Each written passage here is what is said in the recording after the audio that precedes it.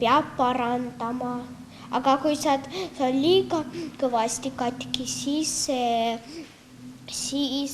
ei saa mitte midagi teha. Siis lihtsalt viid spetsiaalsesse kohta, kus see ära parandatakse. Jah.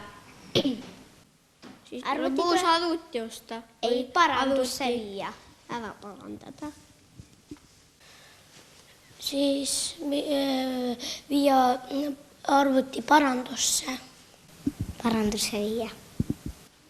Parandada ära. Minna sinna, kus arvuteid remonditakse.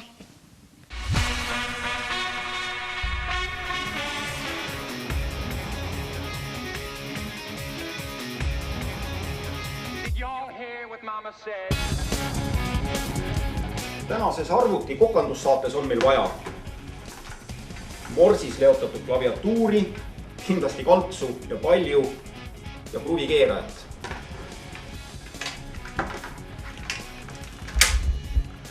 Kõigepealt tuleb need 1000 kruvid siit arvuti põhjalt lahti kruvida, mis on iseenesest pikk ja tüütu protseduur.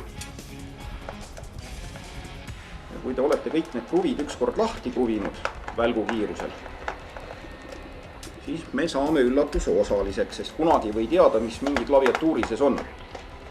Nüüd me saame kohe vaadata, mis siin klaviatuuri sees tegelikult on. Et jah, üllatus ja põhi. Oluline on alati meelde jätta ka, et kuidas see klaviatuur lahti käib. Nagu näha, on siin veel terve kari kruvisi, mis tuleb samuti lahti keerata.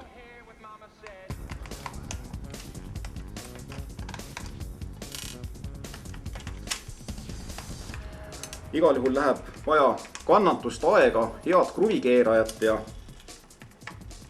soovitan ka digikaamera võtta.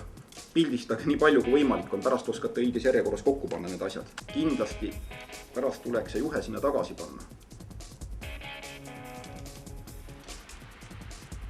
Nii. Nagu näha, need detailid on suhteliselt hästi säilinud ja välja tuleb üks igavene jaaposu kilesi. Vaatate, siis neid on siin õige mitu kihti ja kaunis morsised ja kleepuvad on. Ehk kogu nende kilede ja kummijunnidega ja nende nuppudega tuleb minna nüüd kraanikaussi ja need lihtsalt puhta vee all läbi loputada. Klaviatuur on pestud ja kammitud ja föönitatud. Proovime ta nüüd uuesti kokku ka panna.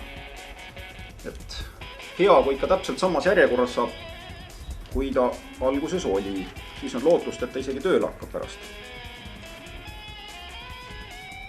Kummid ja kiled ja kõik samas järjekorras täpselt nagu originaalis.